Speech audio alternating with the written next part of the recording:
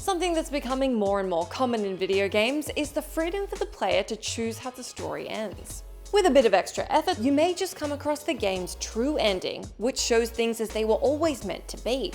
It's not always rainbows and unicorns waiting for you, but however this ending turns out, one thing is certain.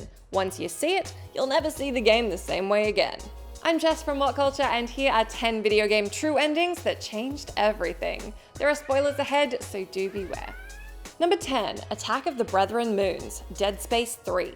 While only one possible ending is present in 2013's Dead Space 3, it creates a huge cliffhanger that only a further installment of the series could hope to explain. In it, Isaac Clarke and John Carver managed to stop the convergence event by the Tal Volantis moon, causing it to drop down onto the planet and send the two heroes plummeting down into nothingness. You could easily just presume them dead, were it not for the follow-up DLC, Dead Space 3 Awakened. Isaac and John, very much alive, fight their way back to the ancient ship, the Terra Nova, and set a course for Earth, praying that they're not too late to stop the inevitable devastation. However, entering Earth's orbit, they discover that the Brethren Moons, the Necromorph's final evolutionary stage, have beaten them to it, and are attacking the planet from all angles. As if that wasn't bad enough, the Brethren Moon appears right in front of the ship, causing Isaac and John to cry out and the screen to cut to black. So are they really dead this time? Will the Earth survive the attack? With Visceral Games being shut down, this new cliffhanger will just be even more tantalizing than the last. But with the existence of this DLC, the Necromorph threat is shown to be far from neutralized. And unlike the game's original ending, the day is clearly not saved yet. Number 9. Masked Resurrection, GUACAMELEE. The most commonly seen ending of the brilliant Metroidvania adventure GUACAMELEE is a very unexpected punch in the gut for the player. When El Presidente's daughter and Juan's love interest Lupita is killed in a ritual set up by Carlos Calaca, Juan must defeat the evil skeleton's fiery final form in order to rid the world of the living of his influence. But unfortunately, no matter how you play, you'll never be able to reach your beloved before her fate is sealed. Juan holds Lupita in his arms, tears welling in his eyes as he looks out into the distance. What kind of an ending is that? Not the true one, as luck would have it. If you've managed to collect all 6 Chacmol pieces before the end of the game, Juan's magic luchador mask sacrifices itself to bring Lupita to life, and everything is just peachy again. It's not often in a video game that everything works out just the way you were hoping it would, so let's enjoy this entry while we can. Number 8. Climb the Tower, the Talos Principle. One of the trickiest, deepest, and most visually stunning puzzle games of the last decade comes in the form of Crow Team's existential epic, the Talos Principle. The player, a robot, is guided through a sequence of increasingly difficult environmental puzzles by the disembodied voice Elohim, with only a vague idea of where they are and why they're doing what they're doing. The playable area is divided into 3 buildings, all jam-packed with puzzles, and in the center is a structure known only as the Tower. It's the one place that Elohim forbids you from going, so naturally you're gonna want to do it as soon as possible. Once all the main puzzles have been completed, the giant cathedral door will open, and Elohim beckons you in with the promise of eternal life. It's probably painfully obvious that this is the bad ending, but curiosity might still compel you to take that last step on your first playthrough. If you want to see how the game really ends though, it's up the tower with you, right to the top. Elohim will beg you not to, but keep going and you'll eventually buoy yourself quite literally up to the pearly gates of the simulation you're in. As you can imagine, it's a lot more satisfying than just throwing in the towel early and doing what you're told. Who says a robot can't live a little? Number 7. Become a Great One, BLOODBORNE. There are 3 endings to From Software's gothic horror masterpiece, BLOODBORNE, and as it's commonly known by now, none of them are particularly good. The easiest ending to see comes when you submit your life before Gehrman, the custodian of the hunter's dream. He beheads you with his burial blade, severing your tie to the dream, and you wake up to the real world at the end of the hunt. The not-so-simple ending involves killing Gehrman and taking his place as custodian. This'll trap you within the hunter's dream, and you have to wait along for another hunter to free you. But the true ending, the one that's both the hardest to unlock and the most intriguing story-wise, becomes available after you find and consume 3/3 of an umbilical cord. Classic. Once Gehrman is killed, the moon presence will appear before you, turning hostile provided the requirements are met. You'll then have to put an end to this otherworldly final boss, which transitions straight into a cutscene of the plain doll coddling a slug-like creature she addresses as Good Hunter. The implication here is that you've ascended beyond the plane of humanity and become an infant Great One, presumably a replacement for the moon presence as the sustainer of the dream. See this one for yourself, and you too may be blessed with eyes on the inside. Number 6. The complete KNIGHTFALL protocol, Batman Arkham Knight.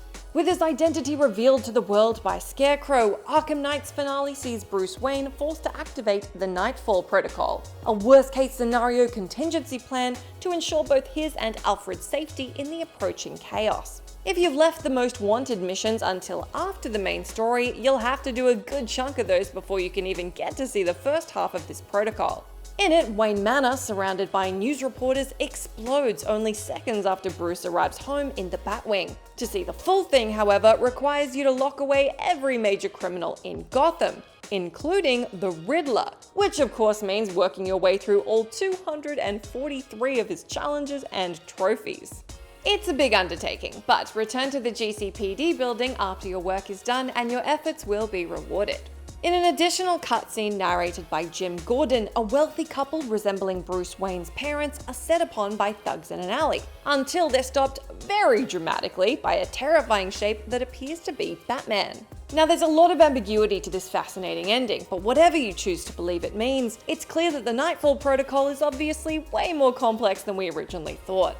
Number 5. Super Shadow vs. Devil Doom, Shadow the Hedgehog. Not everyone enjoys the ham-fisted edginess of Sonic's melancholy doppelganger, and in his own standalone story, Shadow the Hedgehog's no-nonsense chewed is really turned up to 11. Literally, as it turns out.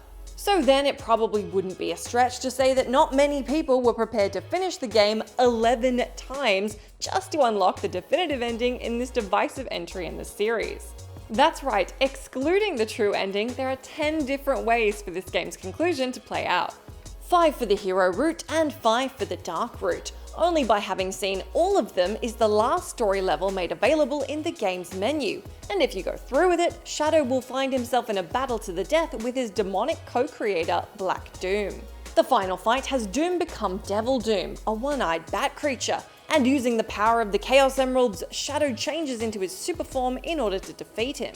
After doing so, Shadow uses the space colony's Arc Eclipse cannon to destroy the black comet that Doom has unleashed upon Earth. When all is said and done, Shadow simply walks away, uttering the words, "Goodbye forever, Shadow the Hedgehog." Number 4. Save Richter, Kill Dracula, Castlevania Symphony of the Night.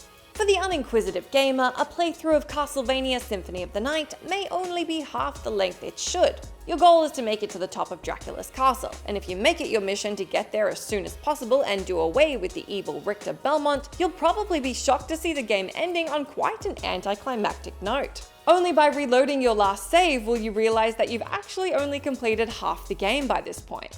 Encountering Maria Renard below the clock tower will reward you with the Holy Glasses, and taking them into the boss fight with Richter is a game changer in every conceivable sense. The glasses will reveal that Richter has been controlled by Dracula's servant Shaft the whole time. Once you spare him, a portal at the end of the room will take you to an inverted version of the entire castle. You'll have to fight your way through all over again, upside down. And as you probably guess, Dracula himself is lying in wait for you at precisely the place you met Maria in the original castle. The ending plays as soon as Alucard puts to rest his dear old dad once again, and bidding farewell to Richter and Maria, takes his leave for the good of the world. Number 3. The greatest heist of all, Payday 2. Of all the true video game endings out there, Payday 2's has gotta be, without a doubt, one of the most unbelievable tests of player patience, skill, and teamwork ever to rear its ugly head in the world of interactive media. The standard ending of the game is rather a depressing one, with the character Bane succumbing to a lethal virus, and the Payday crew putting a stop to their criminal careers as a result. As glum as that is, you gotta really want it if you're intent on unlocking this game's true ending. Collect a truckload of special artifacts, lay them out on a table, shoot a specific melody out on the piano to activate the device, decipher the insanely unintuitive code, replay the White House contract on overkill difficulty or above with 3 other players who've gone through the exact same steps as you. Are your eyes glazing over yet? Because that's just how you get to the level in the first place. after going through another dozen or so insane steps, I highly recommend using a walkthrough, the live-action cutscene Offshore Payday will be unlocked, during which there's a totally unexpected implication that Bane is not actually dead, but has swapped bodies with, wait for it, the President of the United States. Yeah, look, it's pretty confusing, but honestly, given all the steps you've completed to get here, at least some conclusion is better than nothing. Number 2, True Pacifist Route, Undertale. Good lord, does this game pull on your heartstrings. It's rare that an ending turns out exactly the way you'd hoped, but if you play with care, attention, and above all, goodness, this is exactly what comes to pass at the climax of Toby Fox's Undertale. The True Pacifist Route is the most fulfilling ending you can get by a mile. By working your way through the underground, never killing anyone, and going out of your way to be friendly with all the creatures you meet, your efforts will be rewarded come the final fight with King Asgore.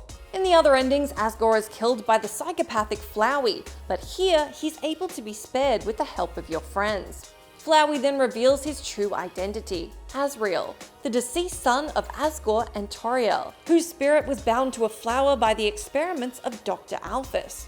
Asriel will engage you in battle, and once again, it's up to you to not attack in order to do the right thing.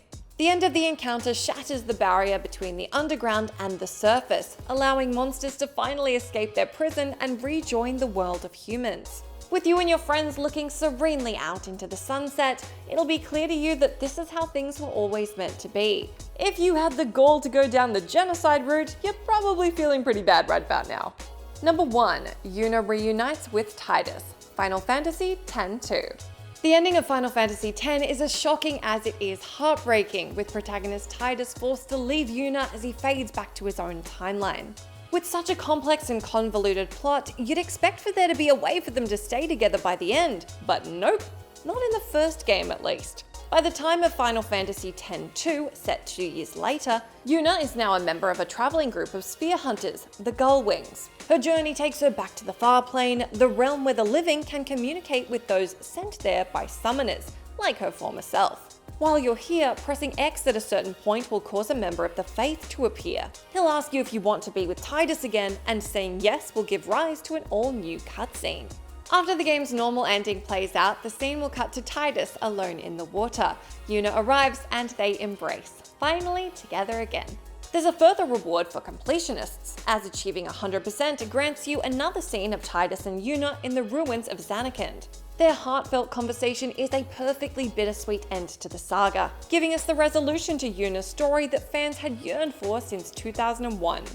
Let me know down in that comment section which video game true endings have been your favorite. I've been Jess from WhatCulture. Thanks so much for hanging out with me. As always, you can come say hi to me on Twitter where I'm at Jess McDonald, but stay tuned to us here for plenty more content.